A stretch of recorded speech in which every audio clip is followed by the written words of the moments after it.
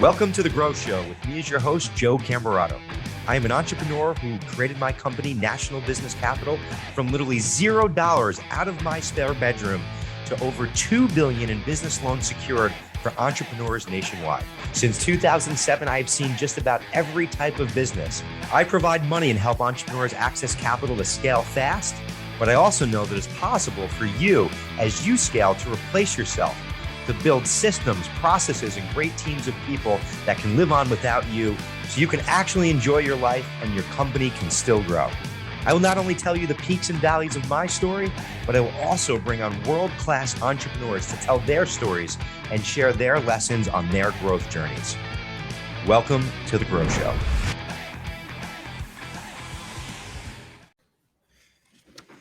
All right. Thanks for tuning into The Growth Show with me as your host, Joe Camerato. And I am so excited to have Kim Daly on the show today. Thank you for joining, Kim. Thank you for having me, Joe. I'm excited to be here. Thank you. And obviously, as you guys know, this show is about, entrepreneurs making it happen, growing, their journey about growth, their challenges with growth, their successes, and all the things that it takes to grow themselves in a successful business.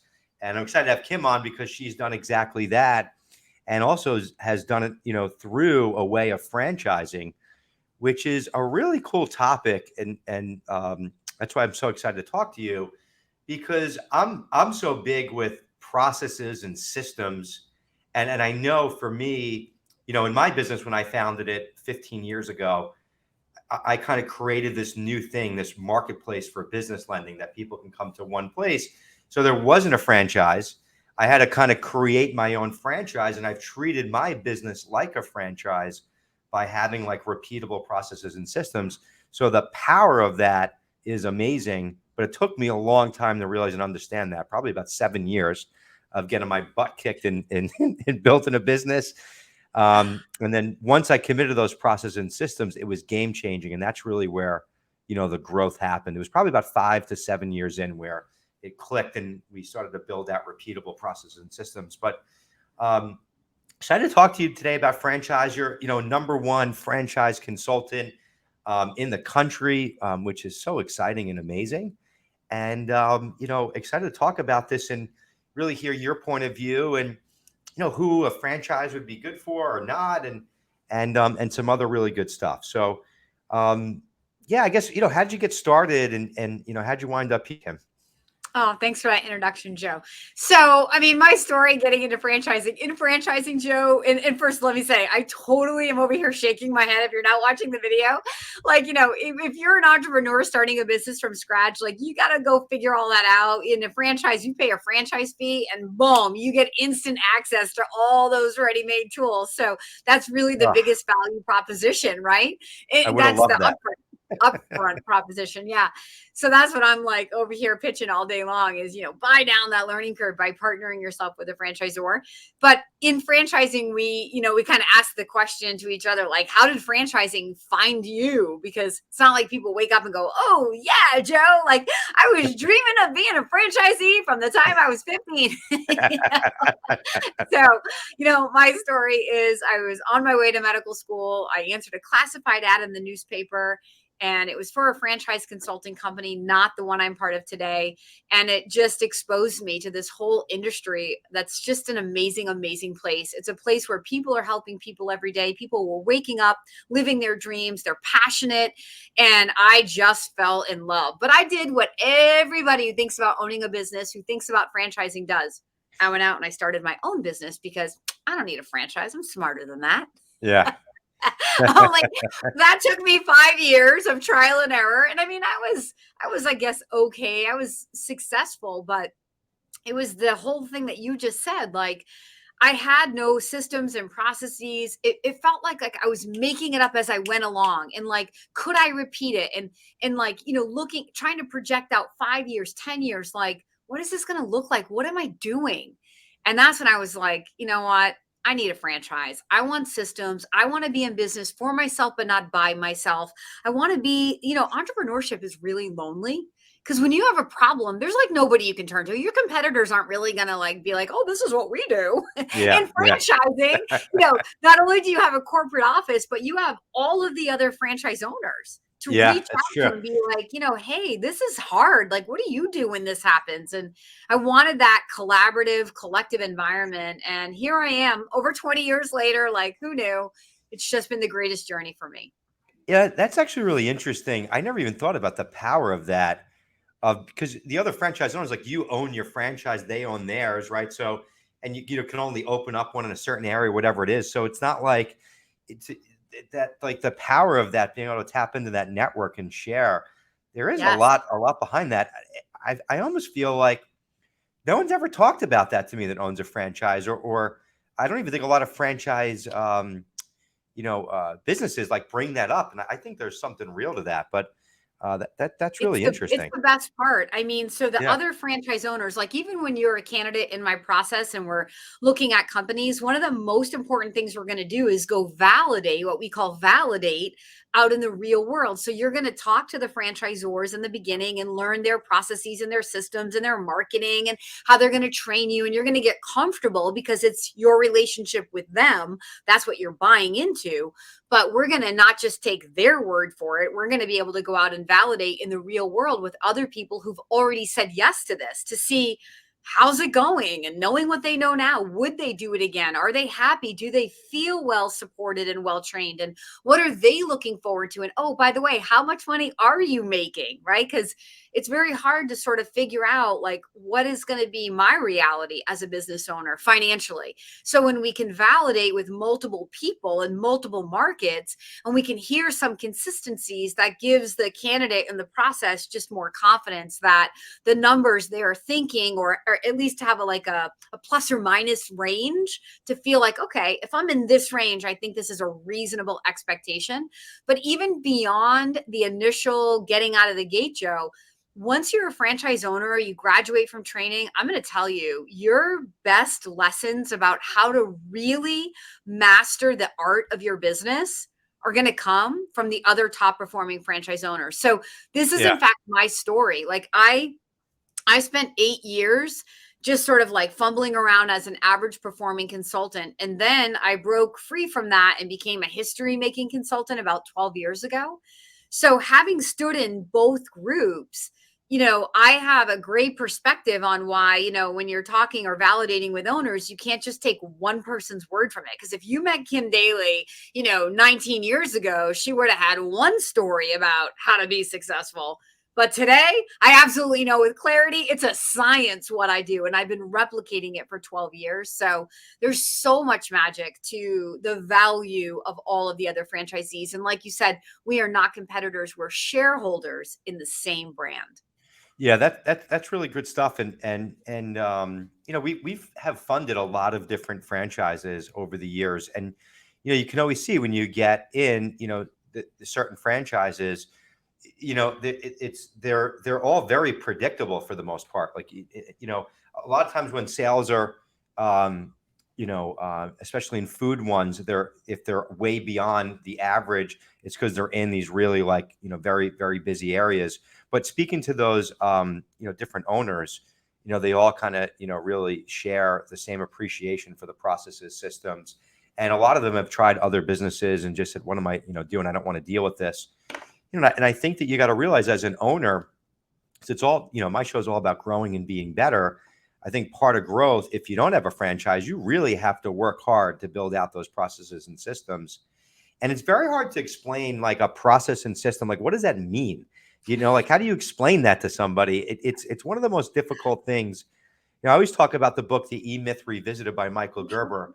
I think Sure. that book does a really great job in like explaining that. And even after reading that book, it's still difficult to explain to someone what that really means because I'll every explain business, it. different. Yeah, I'll explain it in a Can you break nutshell. that down and make it easy? Because Yes, it's I crucial to 100%. success in business. Yeah, because in a franchise, this is part of what you're buying up front. Like ultimately what you're buying is a relationship, but that relationship comes with the toolbox. So the way that I would explain a process is, okay, so if you're an entrepreneur and you have an idea of bringing a new product to market, let's say you're an inventor of a product and you're bringing it to market. So you've got to figure out your customer avatar. How do you do that? You've got to figure out where to find that customer. How do you do that? You've got to figure out how many of those customers do I need, which is going to be based on the price point that you feel the market will bear. How do you do that? How do you figure out who are the competitors in your market, even though no one, wink, wink, is a true competitor because every entrepreneur thinks that, but who is going to be competing against you and how do you, quote, sell against them? How do you figure that out? So these are just some of the questions that from day one in a franchise have been answered for you. There's a process, there's a procedure, and there's training. So you don't have to come to the table as the widget expert. Let's say that you want to get into an essential service. Like since the pandemic, a lot of focus on, I want to sell something essential because that's what we saw people spending money on through 2020 and that feels safe. Okay, so let's say that you want to open an HVAC business, but you know nothing about HVAC. So in franchising, you can do that. Because we don't need you to be the HVAC guy or gal. We need you to be a business owner that can execute on the proven marketing and the proven processes. In a lot of the trade businesses, Joe, we're hiring the HVAC guy as a sub to go do the work that we're out finding. So you can look at the P&L of a mom and pop HVAC company, a guy that slaps a magnetic sign on his pickup truck and says, you know, I'm in business, and he's fielding calls while he's on calls and he's missing calls, right? And he's working his brain off and he's maybe making $100,000 a year, but he has no systems. He has no processes. He has no vacation. His business is centered around him. It's no good. He's going to burn out. I can take somebody who knows nothing about HVAC, help them see the value in that business, put them in as even an executive owner from day one, where they are using Joe HVAC guy to go do the work. They hire marketing people to help execute on the marketing plans, or salespeople to go out and build sales accounts with commercial, you know, property owners or people that, you know, businesses that are going to need preventative maintenance on their heating and cooling systems. And the owner can be like the puppet master, calling the shots, not being totally stressed out, leveraging their time through people and systems and marketing and training, and build, not making an earnings claim, but let's say $1 million business in a couple of years with great, great margins. And yet they didn't go out on one single HVAC call. Yeah. Like that's the reality of franchising right there. It's really wild. And I think, you know, and that's the other problem too, is a lot of owners are great technicians and get caught up in trying to be like a better technician and do it all. And the reality is they do, you know, they're great at what they do, but all the other stuff that's needed, they're not great at or completely neglecting. And then they get stuck. And then you kind of get caught in this vicious cycle. And it's very hard for someone, especially in those type of businesses.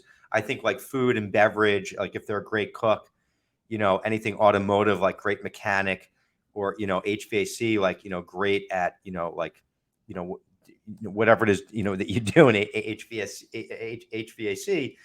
but not ever really working on that other piece. And it takes so much work to get all those things, you know, working, like the marketing, you know, the accounting, the bookkeeping, the invoicing, the follow-up. I mean, all that stuff, you know, you really have to, you know, in any business, you have to having a sales process, national buying power for your products and services, right? There's so much more that goes into running a successful business. Training.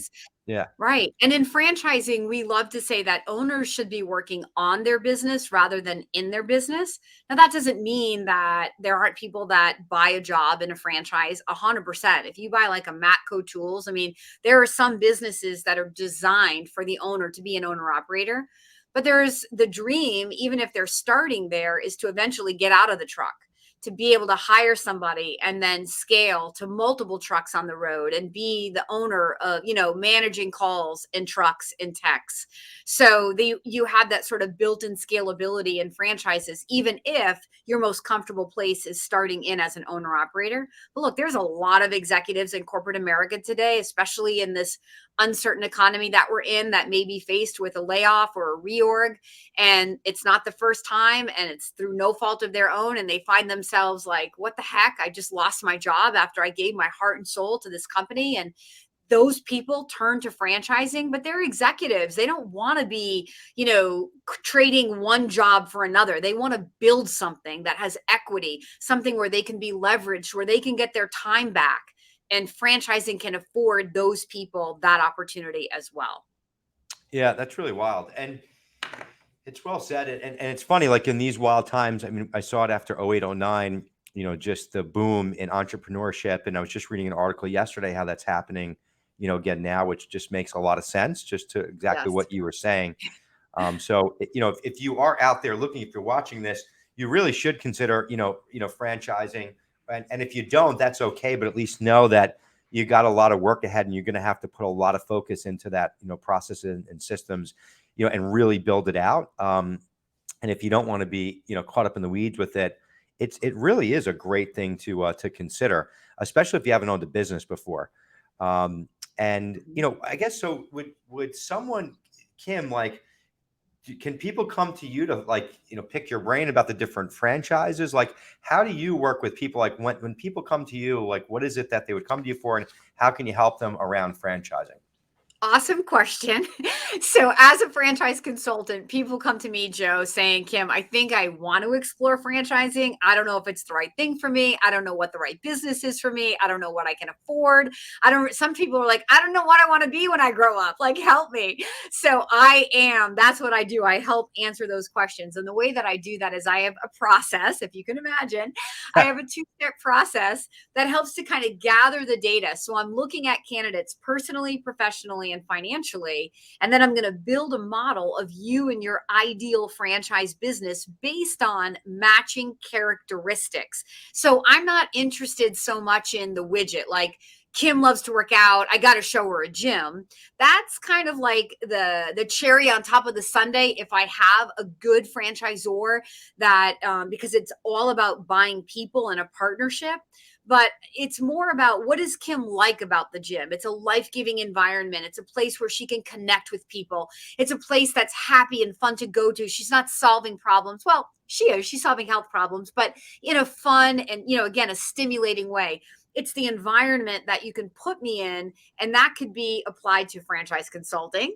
That could be applied to even a med spa. It could be applied to other industries where maybe there's more opportunity to make money. Maybe there's more stability in that industry that matches more of my risk tolerances and profiles. So my job isn't really to be like, oh, what do you love to do? And then bring you an option that matches that. It's to talk about the owner that you want to be, what you want to wake up and do as an owner, the people that you want to serve, the people you want to create jobs for, the amount of money you can comfortably and safely afford to put in, and the amount of money that you think you want to make, because we need to have the scalability. Like in anything else, Joe, in franchising, the wealth is created through scale.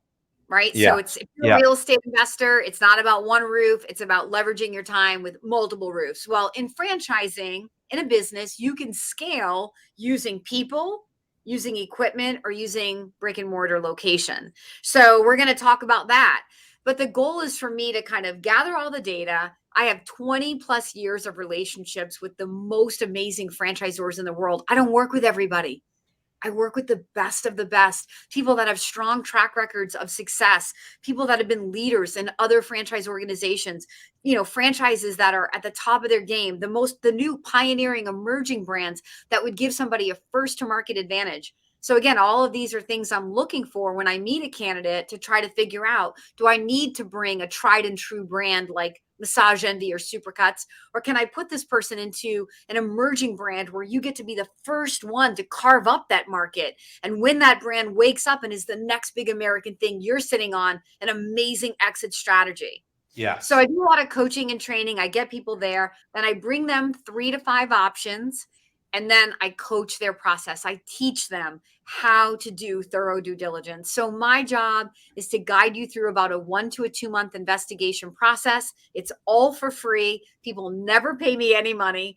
And hopefully they end up saying yes, but no is also a perfectly acceptable answer. It's exploratory until it's not. That's what I tell everybody. Fair enough. So you only get paid if they move forward and decide to move forward a franchise. Correct. I get Oh, paid wow. by the franchisor like a recruiter. Oh, So very my cool. Okay. candidates never pay me any money. That's awesome. And you know, it's funny because the franchise itself is already dialed in, and then you're helping like dial in and Yes. even like ensuring that much more success by going Yes. through the process up front. And I think a lot of people make so many emotional decisions in business Yes. and don't do a lot of work up front. And Yes. it's amazing that you do it for free. I think you should charge something, but that's amazing that you do it for free. And You know, Joe, let me interrupt you. Not even just emotional decisions like about like, oh, investing in like something they love, but emotional decisions about fees, head trash decisions. Like people walk away from franchising because they read an FDD which is the disclosure document, and they see how one-sided it is. And without someone like me being like, hey, let me explain why the franchisor ultimately has to have control over their own brand. And yeah, even just saying it like that, people are like, oh, so there's so many pitfalls and yeah. landmines, and they happen right here in people's Oh, it's heads so fun. that And even stop them from ever investing in great franchises. And then along can come Kim Daly and be like, hey, all right, I'm going to challenge you to take what you're thinking. I'm not saying you're wrong. I'm just going to challenge you to take that and go ask these people that question, like turn that into a question. Because oftentimes once people can get to the right people and validate out what they're thinking, they can see the other side of it. And maybe what they're thinking wasn't entirely correct. Well, it's funny because everyone always focuses on the fees, but not like what you get with that, or Yes. if you do it on your own. And I think the reality is you're going to pay it no matter what. Because if you're going to build it on your own, you're going to pay, and it's probably going to be 2 to 3 times more. It might not be upfront, but over time for sure. Yeah. And you know, I think that's really something to consider. I know that I've spent my fair share, and especially in the beginning, I still continue to building out processes and systems. But and I've been doing this for 15 years, and we're still improving, tweaking, making things better as you know technology and market changes. But in the beginning, I mean, I spent so much money in building out the processes and systems that it would have been way more than any franchise, that's for sure. Um, Totally. you know, so And think that's about really interesting. marketing. Like, think about competing in your market with marketing. Like, first of all, how many startup mom and pop businesses even have a marketing plan, right? Like, I joke, like, I live in a mecca of gyms. There's like so many gyms in this little like 2 mile corridor by my house. And I go to the gym 6 days a week. I am their avatar. How many pieces of mail do you think I've ever received from any of them? Zero, right? Oh Like wow, I see in yeah, the gym, I'm like waiting. When's yeah, the mail flyer coming to tell me to come in, or hey, come in with for a free workout? Nothing, no, nada. But if a that's so cool. franchise Wow. opens up, they're You're gonna get, spending money. yep, it's all gonna be Yeah, built out, templated. Here you go. Here's the list. Drop it. Pay this. It's like yeah, it's great. yeah, It's a big value to all that. And you know, it's funny. You know, you're saying this before. We kind of touched on this, but I think it's really key. I think it's with any business, especially with franchises, is and you touched on scale and exit. Because I think especially with us, you know, certain franchises might only do a few 100,000 a year in sales.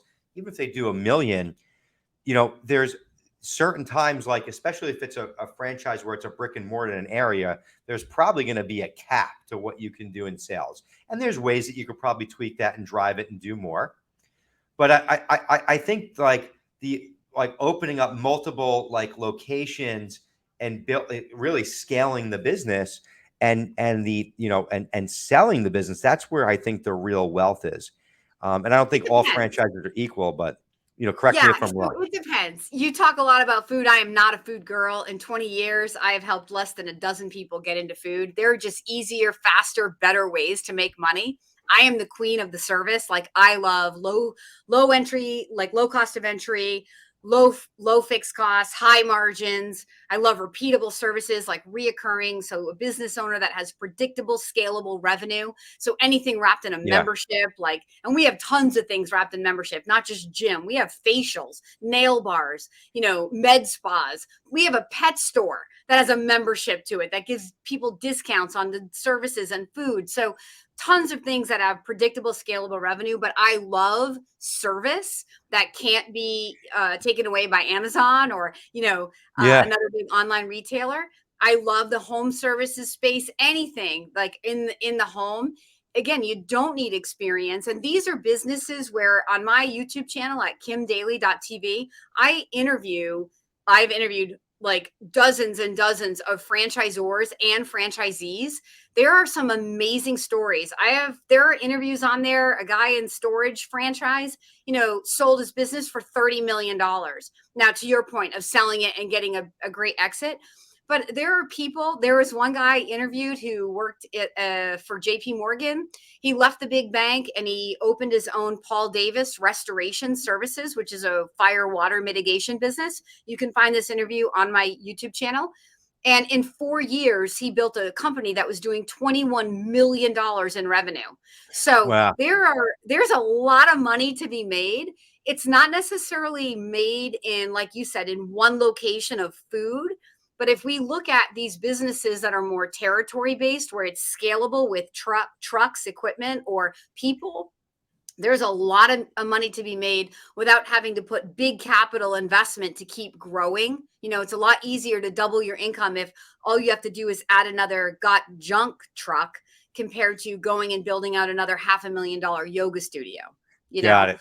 Yeah. Very So interesting. No, that makes sense. And that's what I think too. I think that sometimes people get wooed with the yogurt store but I think there's just so much other, opportunity.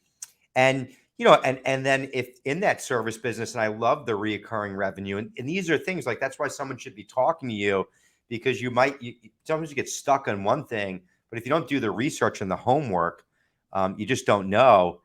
But that, in those services business, if you can keep expanding those territories and growing, I mean, the opportunity is endless and you're creating value, and the wealth is in the exit, so. What I love is I'll ask all my candidates, okay, so let's define a sexy business, right? Does it have to be sexy? Like you drive by it and you're like, that's my Planet Fitness, right? And a lot of times that's where people are starting. And I totally get it, because if I didn't do what I did for 20 years, that's where I would start too. And for some people, that is what the definition of sexy is. And that's super important. But what I find, Joe, is that if I can show somebody an opportunity where they can make the kind of money that they want to make, and a business that's going to provide a quality of life, whether that's a part-time ownership over time or even part-time ownership from the beginning, and the ability to maybe travel for a month and know that your business is in, good hands, because you have leverage of people and systems and technology that would allow you to check in from the Bahamas while your business is running here in the States.